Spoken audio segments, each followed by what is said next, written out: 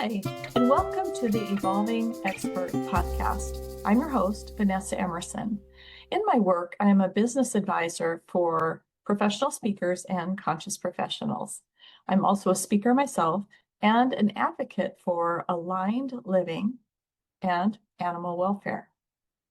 This podcast is created to be your space for conscious creation and career strategy for the heart-centered professional. Today, we're going to be diving into 3 interconnected topics. The first, honoring your life vision because your career should serve your life, not hijack it. 2, using that vision to shape your career path so that you're moving closer to the life you imagine. And 3, staying aligned as you go, sensing when you're in flow, course correcting when you're not, and letting your inner world support your outer success. So grab your plant-based, gluten-free snack, get comfy next to your dog or cat, and let's dive in. Now, I recognize that you have likely been in motion. So wherever you are and whatever you're doing, let's just help you turn that corner before we start, to clear your mind from the day's activity and thoughts and stresses and to arrive right here, right now. I invite you to safely, given whatever activity and environment you're involved with, safely take a big breath in to the count of 4. Holding at the top and exhaling through your mouth to the count of 4. Holding at the bottom and again in.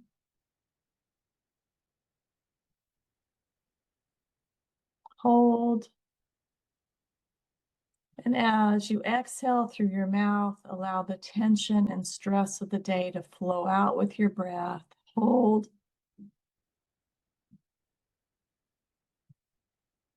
And once more in.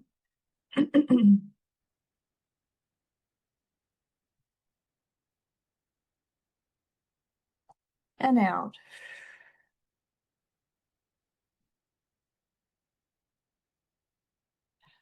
Mo better. That's pretty good, right? All right, let's do this. Let's dive in by starting at the root. Let's start with life vision, because if you don't know where you're going, as the Cheshire Cat told Alice, any road will get you there. And that's a scary thought. So before we can effectively create a vision or a strategic plan for developing our career or a business, we have to first be clear about where we intend to end up. What is the goal for our life? The life vision is not just a goal list or a bucket list. Your life vision should be connected to your purpose and bring deeper meaning to your business and life. It is something you can plug into emotionally, and this should drive you during times of challenge. When we are not in alignment with or become disconnected from that life vision, we tend to feel burnout. We might feel misaligned, or we could lose our momentum or our drive, our mojo. So to create the life of our dreams, we must cultivate a business and a career that supports and aligns with our life vision. Now, I grew up in a farming environment and in a home with multiple animals, cats, dogs, farm animals. My mother would befriend the neighborhood stray cats and provide food and shelter for them. So following in my mother's footsteps, over the last 15 years, we have helped nearly 80 cats that have been adopted out, trapped, neutered, vaccinated, and returned to the community. Or, my personal favorite, foster failed. My husband, Jeff, and I operate a cat rescue and sanctuary from our home, where we have multiple indoor cats, a backyard cat or 2, and we feed, care for, and vet the free-roaming cats in the community. Now, why am I telling you this? Because my life vision includes actively supporting the protection, welfare, and humane treatment of all animals through education, action, and influence. So I'm going to ask you, what for you is cats for me? What for you is cats for me? What do you feel that passionate about, that you would put this in your life vision? You see, understanding that the success of my business is directly tied to my ability to feed and care for more community cats inspires me. It gives me a push to get up out of bed in the morning, because the more profitable my business, the more successful, the more cats we're able to help. It's tied. Thus, my business or my career supports my life vision, and by extension, my dharma or my purpose. My invitation to you is, if you've not thought out and written down your life vision, or if it's been some time since you've done the exercise, this should be your starting place. I want to encourage you that there is no lack of life vision exercises available online. You simply have to Google and you'll find something that appeals to you. One of my favorite exercises for crafting the life vision statement that I wrote, the brainstorming phase was just something that organically we came across, my husband and I, when we would take long hikes or do something repetitive, a long walk or drive in the car. One or the other of us will pop out, what did you do with your $1 billion today? What did you do with your $1 billion today? In other words, how would you live if money were no object? What would your day-to-day existence be? What activities, causes, passions would you pursue? Specifically, how would you spend your time? And what exactly would you do with your days? This is a life vision, not a travel plan, not a purchase plan. Those are one-time events or singular events. We're talking about day-to-day existence. What do you want your life to look like? I'm going to encourage you to pause the podcast right now and take 5 minutes or so and jot down your thoughts around life vision, because it has to be written down. And then ultimately, you probably would get it in the computer if you're not going to do that right now. And so that you can print it and put it in your wallet, put it on the bathroom mirror, put it beside you with the computer. What do you want to do, be, and have in your ideal life? So pause now, and let's take care of that. And I'm going to assume you've done so. So once you're clear now on that vision, or clearer, all of your career and business decisions become easier, the choices, because you can hold this life vision up against the opportunity that's being presented and decide, does this opportunity support this life vision? Does it help me get where I want to go? It actually makes choices easier for you. And then it also helps you know where you're driving your bus. So sometimes when I teach this principle through my group coaching or some of the workshops I do, occasionally someone will say to me that I feel like I'm just not quite landing on it, or I'm not quite sure what my life purpose is. So I would like to make an invitation that if you would like to connect with me through email, that email address is info, like information, info@vanessaemerson.com, it's right here, with vanessaemerson.com. VANESSAEMERSON.com. And please just say purpose or life vision in the subject line, and I'll send you a link to my calendar where we can connect. And I'd be happy to help you clarify, what is your purpose? What is that life vision? So the question becomes then, once we have our life vision, how do we stay aligned with that vision and our purpose when life gets loud? You know what I mean? Stress hits. We fall into old patterns or reaction. Spoiler alert on this, your dharma or your purpose is the why. Conscious leadership is the how. Your dharma is the why. Conscious leadership is the how. So our life vision, our dharma, and our purpose, our deeper calling are really a seed. They're like the blueprint of your life that you've come here to live. It's the inner knowing that whispers, I think that's what I meant to be doing. I think this is my purpose. So even when we have that clear vision, the outer world can pull us off course. Fear, obligations, conditioning, burnout, helping others and, getting off our path. Most people don't really lose their vision. They just get distracted or dysregulated as they try to follow it. And this is where your pivot can happen. Let's bring in conscious leadership as a stabilizer. So conscious leadership is not just something you practice in a work environment. This is not a traditional leadership model where there may be a boss or an employer and everybody else are all the workers. That's not what we're talking about. Conscious leadership is really an operating system as you operate your life that allows your vision to actually come alive. You just have to look at the name, conscious leadership. It's about presence and awareness and resonance and responding versus reacting. Really, conscious leadership is self-directed. It's self-managed. So it's noticing when you're out of flow or below the line and recalibrating so that you can respond with clarity versus chaos. It's really about recognizing that we have an inner GPS that is telling us, recalibrate. It's time to recalibrate. It's time to turn up. You missed the turn, go back. Or something's coming up ahead. It's that listening inside that lets us know we're off track, our inner GPS. So conscious leadership can be, because we're tuned in, tapped on, what is it? Tuned in, tapped in, turned on, Esther Hicks.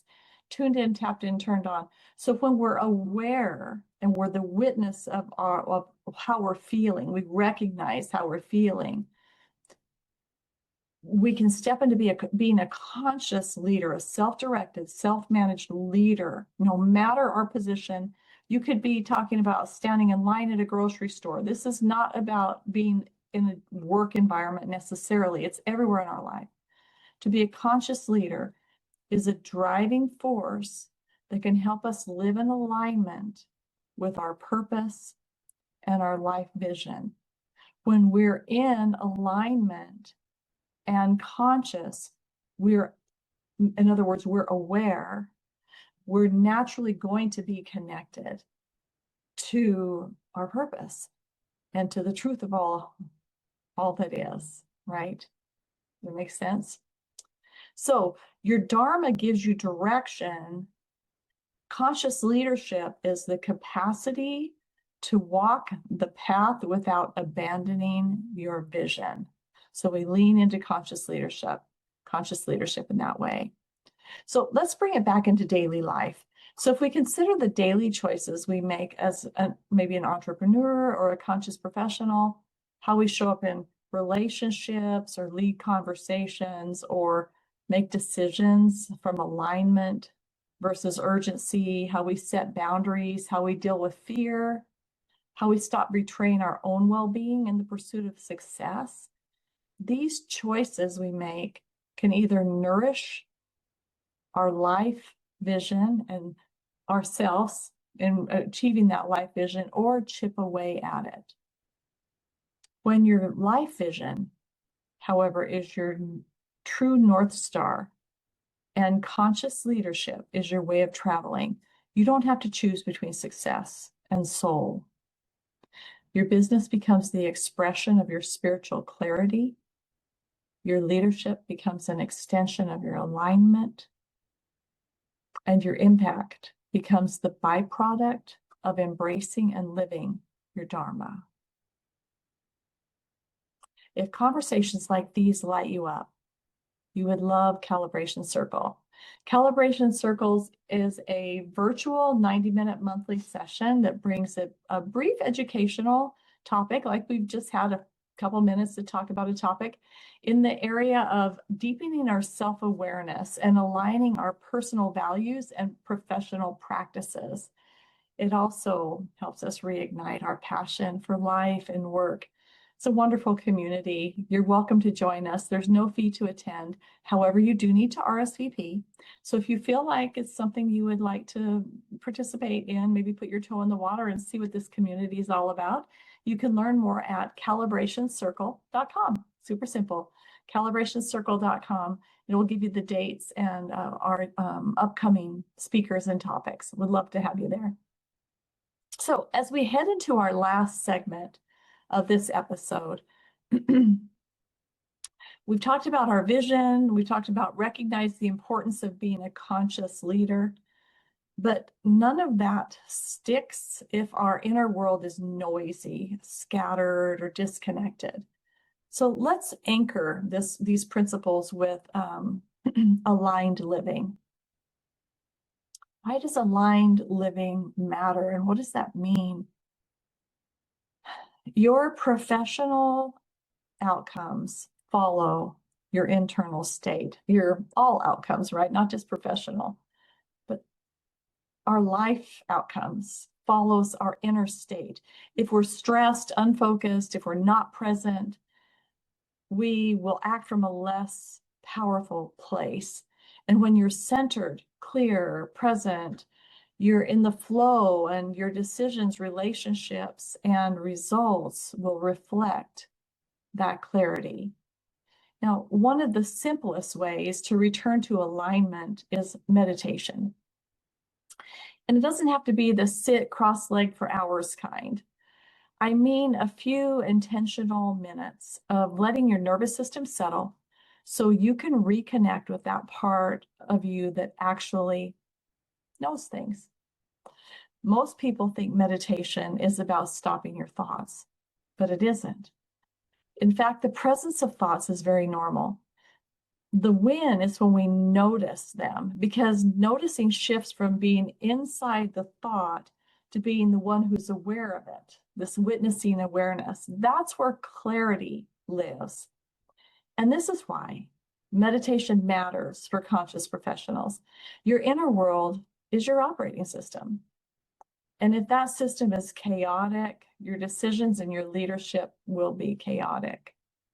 But when you take even 1 or 2 minutes to center yourself, your breath slows, your body softens, your mind shifts from reactivity back into presence.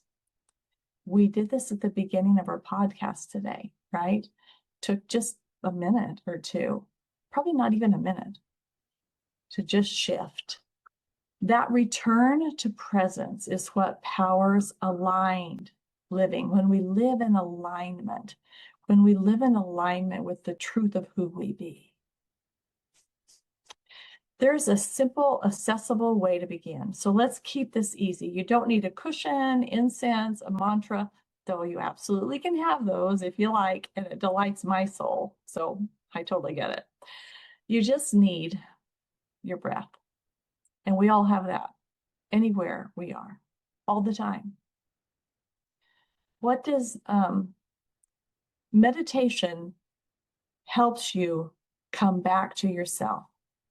When you do that, your choices get clearer, your leadership calmer, your work becomes an extension of alignment rather than overwhelm. It's the practice that helps you stay above the line, remain in alignment, and lead in a way that honors your deeper purpose and others. So here's your call to action. Meditation starts with breath work. So your homework, should you so choose to engage, and I hope you will, is that you'll try this later today and every day. Start by inhaling slowly for a count of 4. Exhaling gently for a count of 5.